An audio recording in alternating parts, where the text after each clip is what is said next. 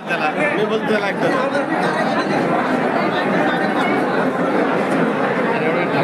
सारी करे सारू कदी न कदी केनी न केनी खेपेर में भरोसा रखाना लागे मैं एक बात नेहमी खुला खुला करूच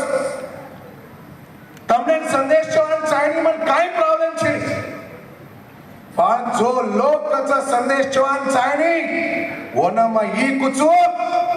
की तार कन संदेश जवाने ती जर दुसरो कोई आचो मन के आया तो तू क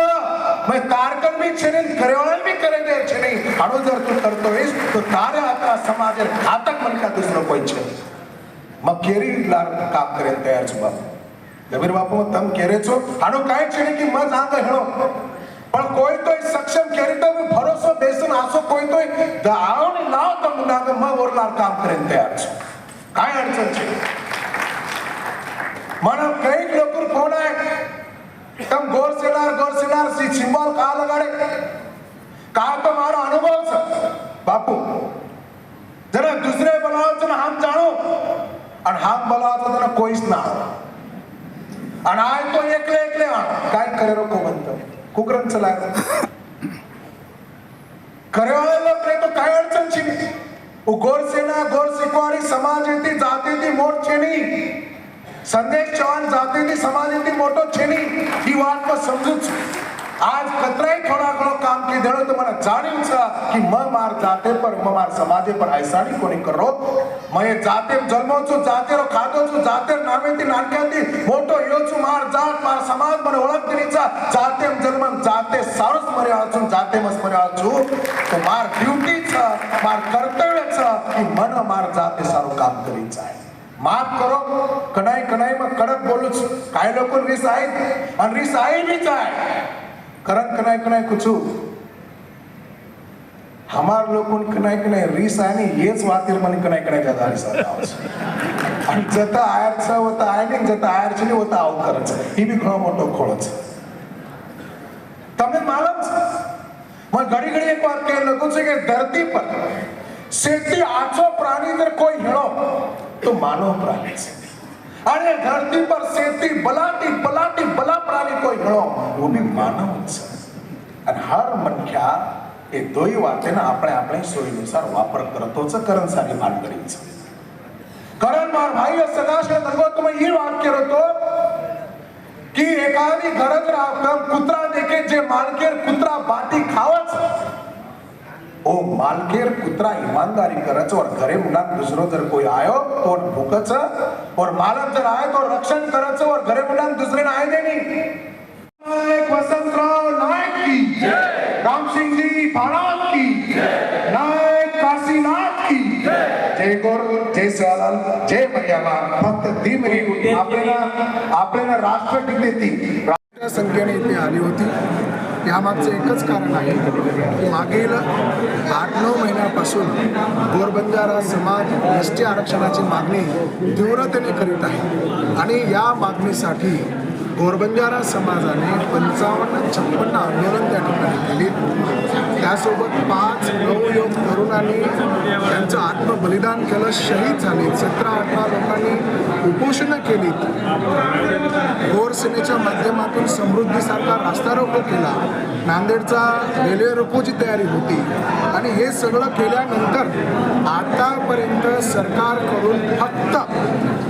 एक समिती अपॉइंट केलेली आहे एवढी घोषणा झाली आहे आणि त्या समितीवाल्यांना काय काय सुविधा द्यायच्यात अशा प्रकारचा GR काढला आता या सगळ्या कालावधीला जवळपास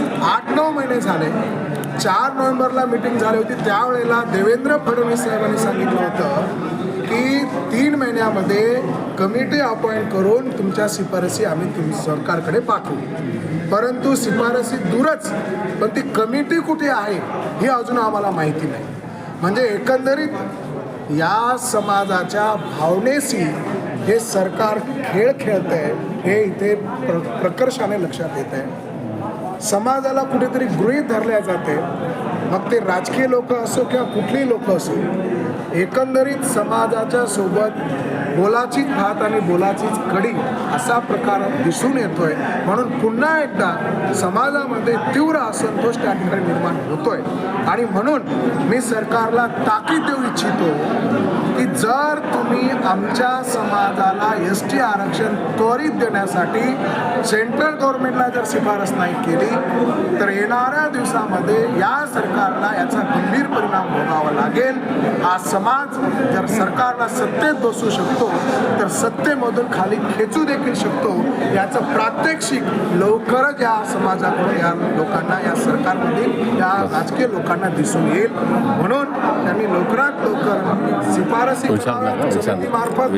5 मुलं जी शहीद झाली त्यांच्या घरच्यांना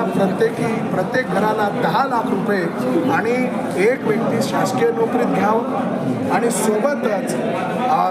हे जे काय आरक्षण आहे आरक्षणा सगळं म्हणजे लवकरात लवकर निर्णय घ्यावा. या सगळ्या मागणीसाठी हा समाज इथे एकवटला होता. आणि इथून पुढे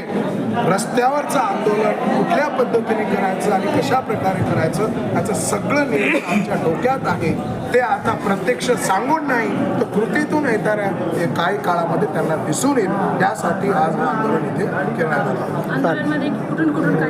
आंदोलनमध्ये संपूर्ण महाराष्ट्रातल्या कानाकोपऱ्यातून पार नागपूर, चंद्रपूर, गडचिरोली, सोलापूर, इकडे जळगाव, खान्देश, नंदुरबार पार या सगळ्या इव्हन मुंबई, पुणे सगळ्याच भागातून लोक आली होती. सगळ्या क्षेत्रातील लोक आली होती. आमचे असंख्य कार्यकर्ते या ठिकाणी होते आणि चांगला प्रतिसाद लोकांमध्ये मला या ठिकाणी दिसला. मागण्या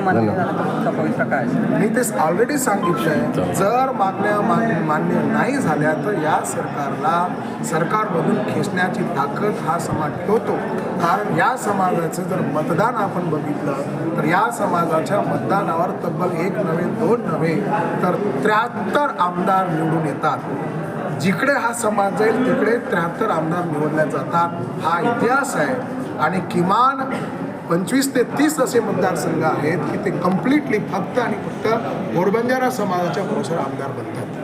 जर आम्ही त्यांना आमदार खासदार बनवू शकतो तर त्यांना घरचा रस्ता दाखवू शकतो. ती वेळ आता आली आहे. आमदार खासदारांच्या घरावर आंदोलन करू, त्यांना घराच्या बाहेर निघणं कठीण करू आणि आंदोलन रस्त्यावरची लढाई सातत्याने चालू राहील. जोपर्यंत आरक्षण मिळणार नाही तोपर्यंत हा समाज मागे हटणार नाही.